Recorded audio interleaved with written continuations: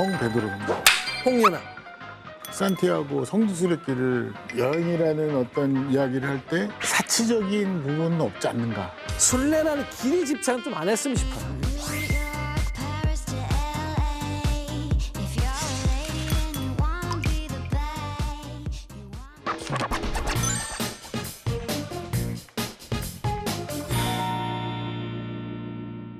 말도 안 되는 일.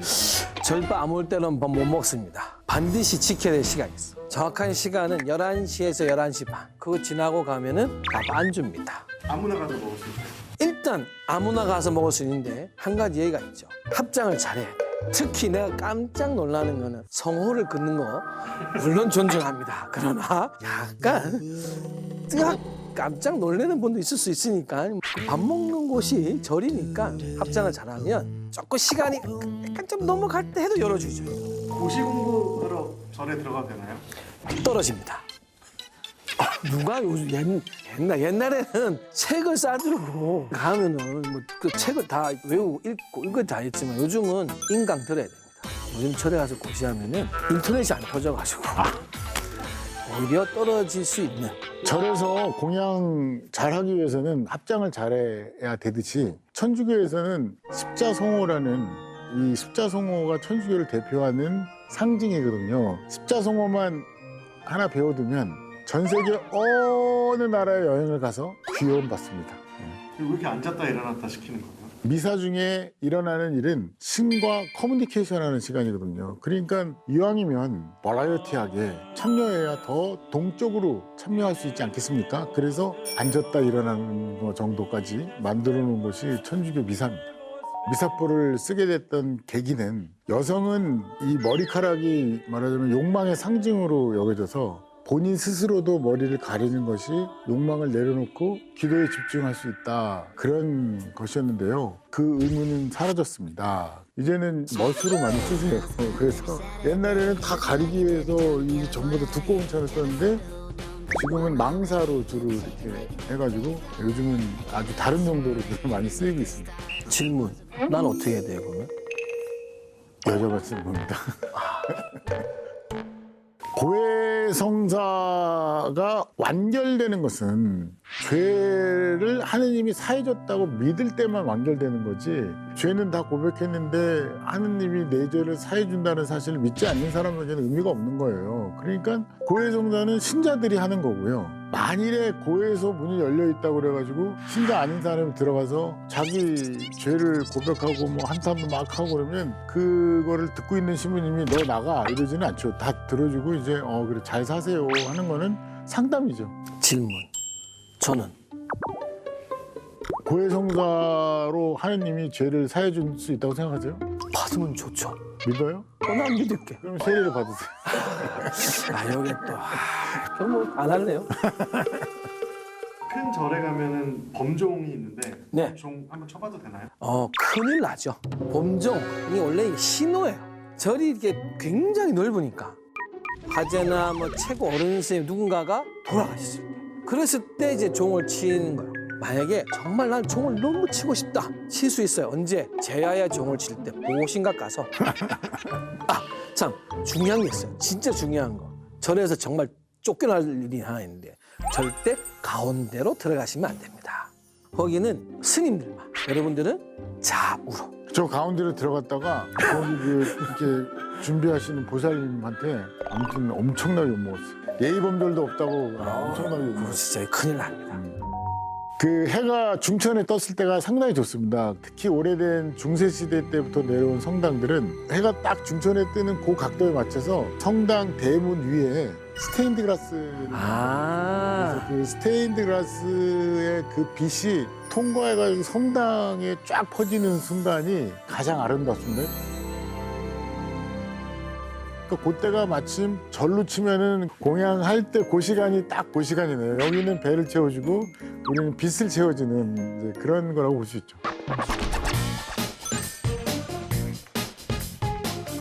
성당이 생기기 시작한 것은 300년대 조금 지나서 콘스탄트 대제가 종교의 자유를 선포한 이후로부터 성당이라는 건물이 생기기 시작했어요. 그 전까지는 그리스도교 신자들이 모여서 기도하는 정도였고, 심지어는 그런 사람들을 박해했던 시절에는 무덤에 가가지고 그러니까 공동묘지에 가서 몰래 집회를 하던 시절이 있는데, 이제 종교가 정식으로 허락되고 나니까 박해 시대에 자기 신앙을 위해서 목숨을 바친 순교자들이 묻힌 무덤, 성인들의 무덤 위에다가 성당을 짓는 것이 전통이 돼서, 우리가 잘 알고 있는 로마 바티칸의 제일 중심이 되는 베드로 성당은 바로 그 밑에 12 제자들의 으뜸인 사도 베드로의 무덤이 있던 장소가 바로 성당이 됐고,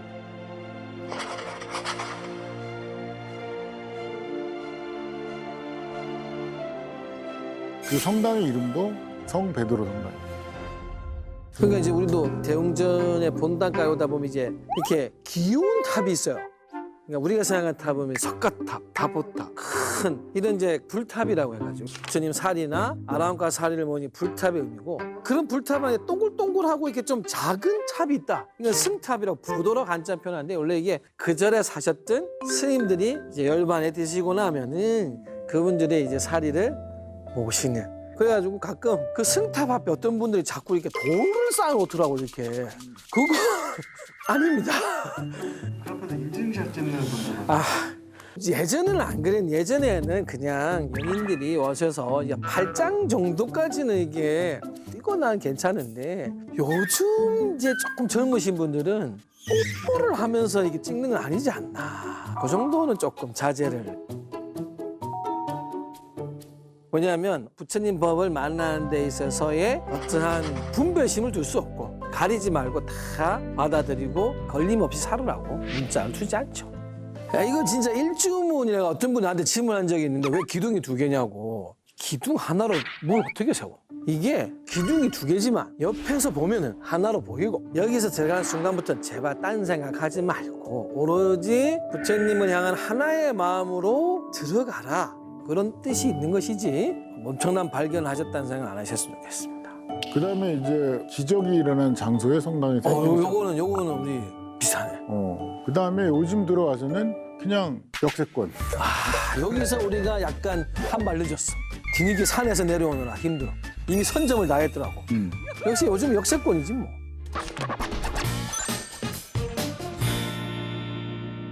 그럼 교황님은 일주일에 한 번씩 일반 신자들에게 이렇게 보여주세요. 교황청의 업무 보는 건물이 있는데, 교황님이 업무 보는 그 집무실 창을 딱 열고 나오셔가지고 하는데, 일요일 날 12시 반에 교황청 베드로 성당에서 교황님이 그 발코니에 나타나셔서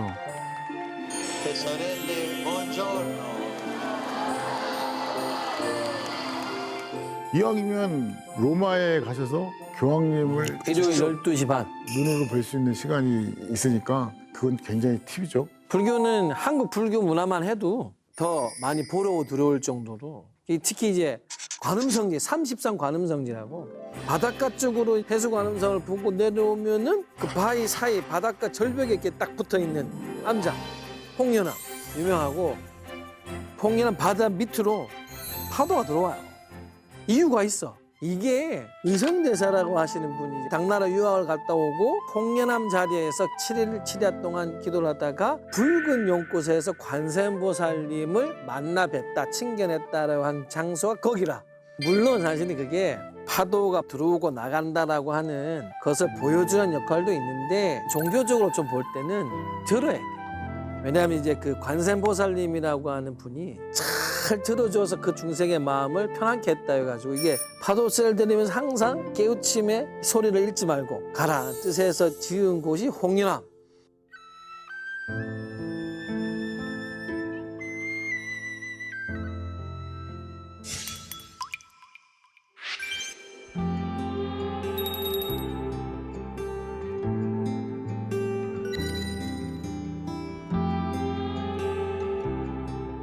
천년 동안 역사를 가지고 있긴 했지만 요즘처럼 그렇게 어마무지한 군중이 가지는 않았던 길인데, 어느 날 책으로 남기니까 우리나라의 젊은이들이 변신하고 싶을 때 산티아고 성지순례길을 걷고 또 또 커뮤니티에 남겨놓은 글들이 어마무지하게 많아서 거기에 중간중간에 쉬는 쉼터에 자리가 없어서 스페인에서도 깜짝 놀랄 만한 것이 이렇게 많은 젊은이들이 이 성지순례를 오나? 그리고 천주교 신자도 아닌 사람들이 어마무지하게 오는 모습이 아주 좀 신기로운 일인 거예요. 그래서 저는 그 여행지로서의 순례길을 택한 부분에 대해서는 천주교 신자로서는 굉장히 고마운데, 많은 젊은이들한테 제가 해드리고 싶은 얘기는 자기 변화를 주기 위해서 자연을 찾아간다고 하면, 저는 오히려 히말라야 트레킹 가면 50여 개의 트레킹길이 있고 그 길을 걸으면서 새로운 사람으로 새롭게 태어나겠다, 자기 꿈을 펼치겠다, 자기를 찾는 과정이라면 산티아고만을 이렇게 고집하지 않으셔도 된다.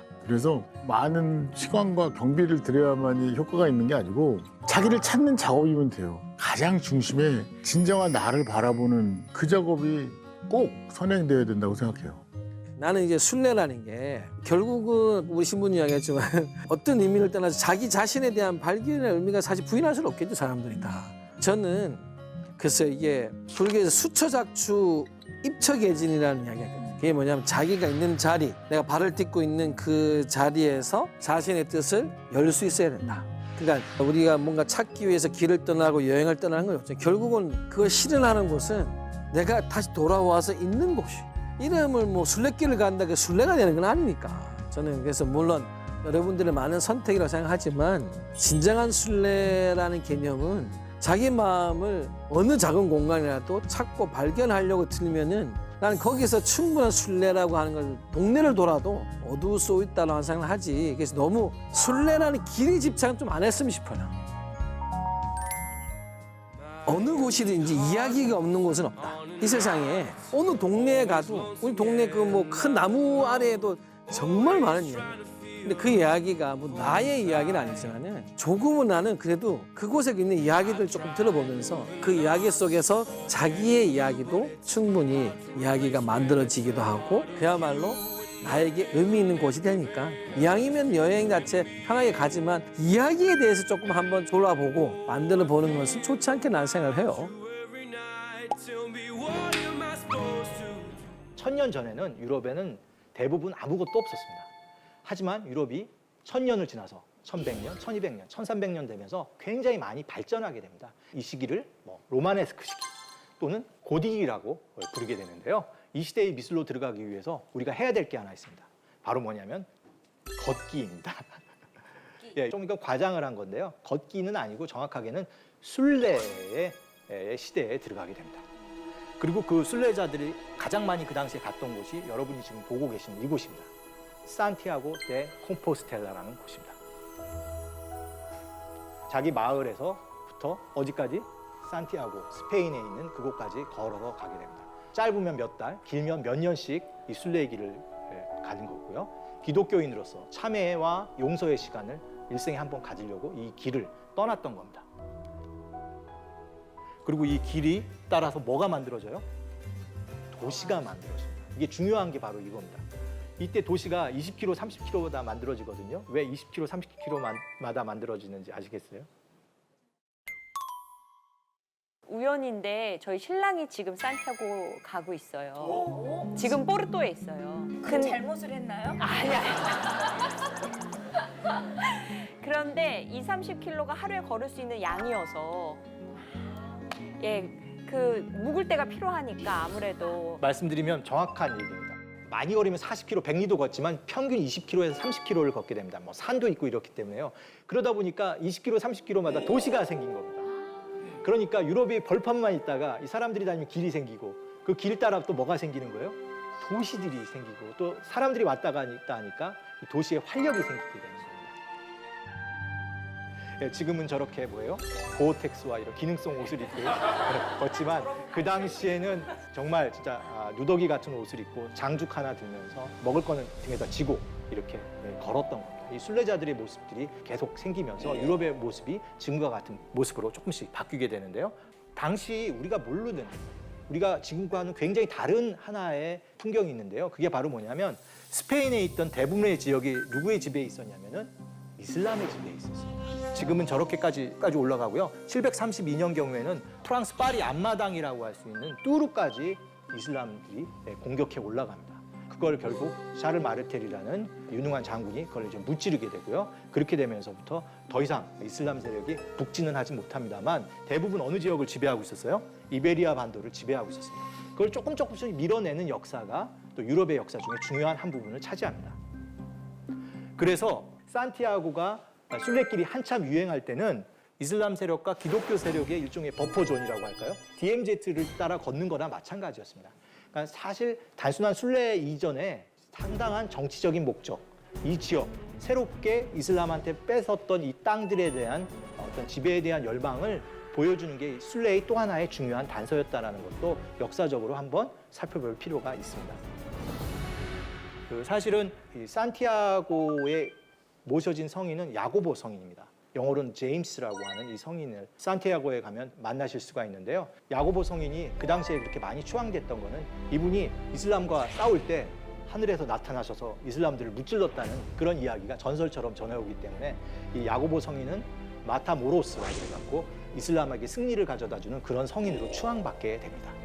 이런 것들도 알고 가서 보시게 되면 순례길들이 좀 더 풍부하게 이해가 되실 거라고 생각돼서 이렇게 보여드립니다. 다음에 제가 유럽 여행을 가게 된다면 중세 미술을 좀 제대로 다시 느껴보고 싶은데 그럴 때 좀 여행 팁 같은 거를 좀 주시면 어떨까요? 제가 아까 말씀드린 것처럼 유럽의 도시들이 만들어진 때가 거의 중세입니다. 그리고 그 도시 중심에 뭐가 있을까요? 잘 모르겠다고 하면 어딜 가시면 돼요? 가장 맛있는 곳은 어디에 있을까요? 네, 가장 값싸고 좋은 숙소는 어디에 있을까요? 근데 문제가 있습니다. 아침에 일찍 종소리 때문에 깨야 돼요. 그때 일어나셔서 성당에 가서 한번 산책을 하시면 새로운 유럽에 대한 이해가 생기실 겁니다.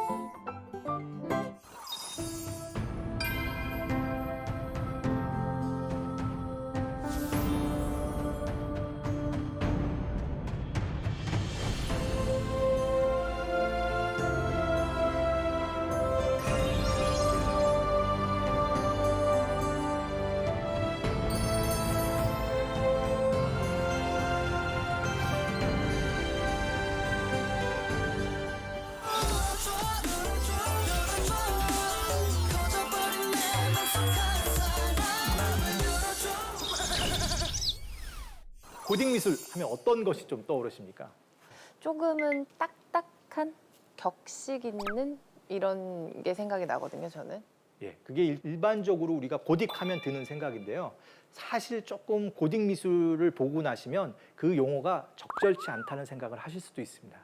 굉장히 화려하고 아까 같이 빛을 이용한 최고의 미술을 끄집어낸 게 고딕 미술이고요. 지금부터 우리가 이 고딕 미술의 진수를 한번 살펴보도록 하겠습니다. 저한테는 아주 소중한 성당입니다. 첫 번째 프랑스 고딕 성당을 제가 이곳에서 만났는데요. 아미앙 성당입니다. 제가 전 런던에서 공부했는데 런던에서 그 당시 기차를 타고 파리에 갈 때 바로 이 아미앙에 들려서 이 성당을 봤죠. 좀 무겁고 칙칙해 보이긴 하는데요. 근데 중세 기독교 성당의 매력은 어디에 있어요? 아, 네. 예, 그렇습니다. 저 천정의 높이가 42m입니다. 와, 진짜.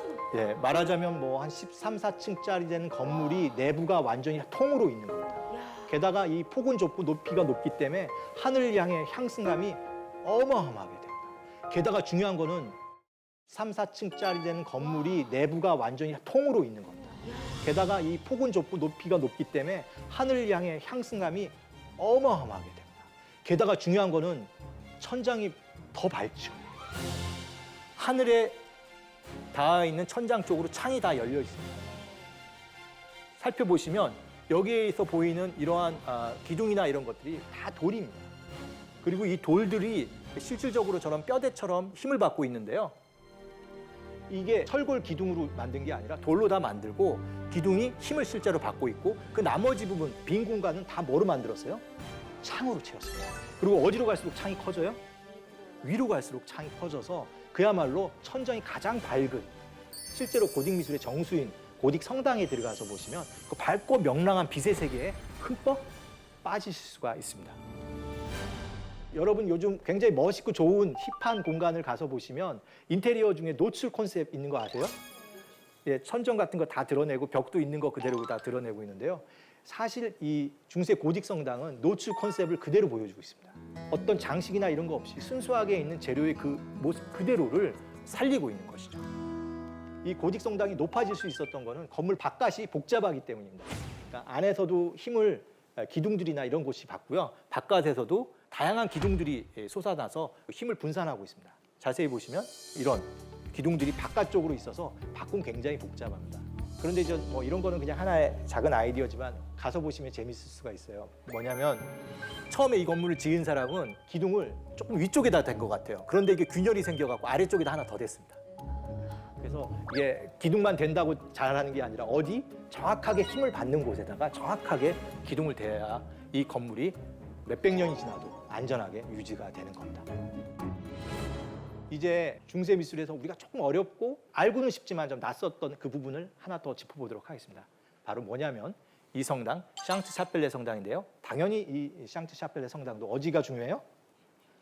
안으로 들어가 봐야겠죠. 와. 대단한 곳입니다.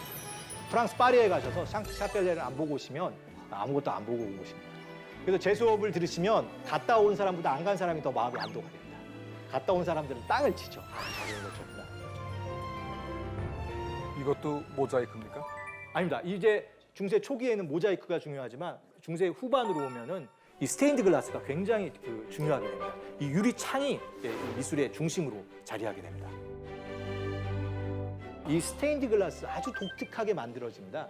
지금도 전통적으로 유리 공예를 하시는 분들은 저렇게 유리를 만듭니다. 저 지금 아저씨 분처럼 이렇게 빨대에다가 유리를 녹여서 넣은 다음에 그거를 돌리게 됩니다. 그렇게 되면 풍선처럼 부풀어 오르게 됩니다. 그런데 이걸 멈추게 되면 어떻게 될까요? 네, 굳거나 찌그러지게 됩니다. 그래서 이걸 계속 돌려야 됩니다. 그렇기 때문에 체력이 엄청나야 되죠.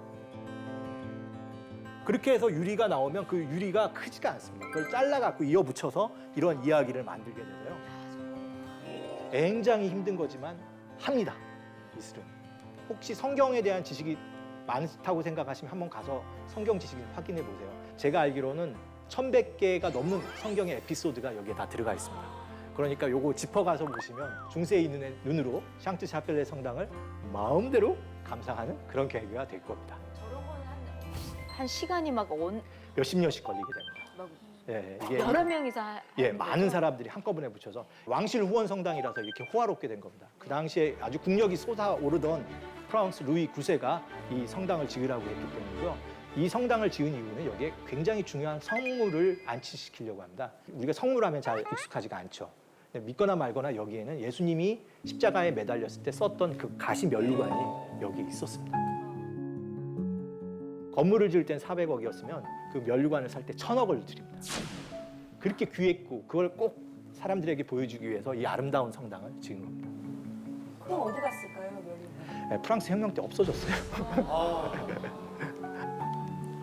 고딕 성당은 아주 명확한 목표를 보여줍니다. 그러니까 시간이 지나갈수록 변해 나가는데요. 그게 바로 어떻게 변하냐면 더 높게, 더 밝게, 그리고 기술적으로 더 완벽하게 넘어갑니다. 꼭 올림픽 정신을 실현하는 듯한 그런 모습을 보여주게 됩니다. 와, 멋있다. 와, 멋있다. 멋있죠. 그런데요, 제 수업을 들었기 때문에 멋있게 보이는 겁니다. 그런 것 같아요. 예, 왜냐하면 유럽 갔다 오시면 다 똑같이 생겼다고. 맞아요, 진짜. 다 똑같이 생겨 맨날 저 성당이 이 성당, 저 성당 똑같습니다. 왜 그런데 이렇게 막 가자 그러는지 모르겠어요. 김효준 씨, 네. 외국 사람이 한국에 와서 한국 건물 다 똑같다고 생각하면 말이 돼요, 안 돼요? 저희는 의미- 말이 안 되지만 그분들은 우리한 그렇게 이게 조금만 알고 보면 그 개성이 있고 의미가 있습니다. 여기서도 봐도 잘생긴 거가 있고 좀 못생긴 것도 있죠. 기둥이 앞에 두 개가 종탑입니다. 약간 이게 짓다 보니까 짝이 안 맞는 아미앙 성당이 높낮이가 안 맞죠. 그리고 파리에 있어서 있는 건물이 가장 단아합니다. 예, 그래서 생긴 건 똑같지만 약간 개성들이 다 있어서 보는 맛이 있습니다. 이 성당들이 시간이 지나갈수록 더 높아집니다. 처음에 랑 성당 같은 게 24m였다가 아미앙 성당은 어떻게 되는 거예요? 42m로 올라갑니다. 대단하죠. 아까 봤던 뼈대같이 생긴 기둥 같은 것들이 등장하거나 플라잉 버트레스에서 바깥쪽에 있는 구조물들이 더 기술이 좋아지면서 이렇게 높아지게 되게 됩니다. 아주 재미있는 성당이 파리 근교에 있는데요. 내부 높이가 48m까지 갑니다. 그 당시 건축 기술로서는 맥시멈이었겠죠. 근데 안타깝게도 완성하지 못하고요. 균열이 가면서부터 여기서 멈춰버렸습니다. 이 안에 들어가서 보시면 엄청나게 많은 보조 보강재들이 들어가 있습니다. 어떻게 보면 이 정도까지 하려고 했던 이 사람들의 노력이 뭐 존경스럽기도 하지만 좀 어떨 때 보면 좀 뜬금없다는 생각도 들게 되는데요. 이제부터 우리가 좀 중세를 생각할 수 있는 또 새로운 각도로 볼 수 있는 이야기를 좀 해드리도록 하겠습니다. 마천유가 뭐죠? 초고층 건물을 우리가 마천유라고 그러죠. 하늘을 찌를 듯하다고 해서 마천유라고 그러고요. 영어도 똑같습니다. 스카이스크래퍼라고 해서 하늘을 긁듯이 하늘에 닿듯이 올라가는 건물을 마천유라고 하는데요. 원래는 이게 어디서 나온 거냐면은 미국 엠파이어 스테이트 빌딩을 지을 때 세계 대공황이 벌어집니다. 그러니까 높은 건물을 짓다 보면 무슨 일이 벌어진다는 거예요? 경제가 거품에 있을 때 높은 건물을 짓게 되고 실제로 그래서 이 건물을 거의 완성할 때 되면 건물이 쓸모가 없어서 한동안 고생하게 되는 그런 경우들을 가지고 우리가 뭐라고 그러냐면 마천유의 저주 또는 초고층 건물의 저주라고 합니다. 그게 이제 엠파이어 스테이트 빌딩에서 첫 번째 벌어졌고요. 공교롭게도 이 부르주 칼리파가 지어질 때도 이 두바이가 국가 파산이 일어나 도시 파산 지경에 이르게 됩니다. 그러니까 이게 계속 반복되면 이걸 뭐라고 하죠? 법칙이 되는데 실제로 법칙이라고 생각하고 이걸 연구하는 학자가 있더라고요. 근데 그 학자가 저한테 연락을 하면 이게 역사적인 사례가 최근 100년에 있는 게 아니라 더 오래되었다는 것을 얘기할 텐데 제가 그런 걸 알고 있는지 모르는지 연락을 안 하네요. 중세 성당도 사실은 하느님을 위해서 지은 성당이고 신에게 바치는 성당이지만 자꾸 높아지는 이유는 인간들의 경쟁이었습니다. 옆에 건물에서 25m 지면 나는 27m, 옆에서 27m 지면 나는 35m. 이게 인간들에 대한 경쟁의 의식인 거죠. 실제로 이런 이야기가 성경에서 나오죠. 바벨탑입니다. 이게 신에게 드리는 영광이지만 인간에 대한 어떤 헛된 경쟁 의식이 들어가 있기 때문에 아까 같은 그러한 모습들을 보여주게 됩니다. 중세에 이런 대성당의 시대가 온 다음에 어마어마한 위기가 옵니다. 소위 14세기 대위기라고 하는데요. 1330년대부터 금융이 붕괴됩니다. 그러고 나서 중세 유럽의 최고의 위기가 오게 되죠. 블랙데스라고 하는 흑사병이 전 유럽을 휩쓸게 됩니다. 바로 그 위기를 뚫고 가는 게 서양 문화의 저력이고 르네상스의 매력이라고도 할 수 있습니다.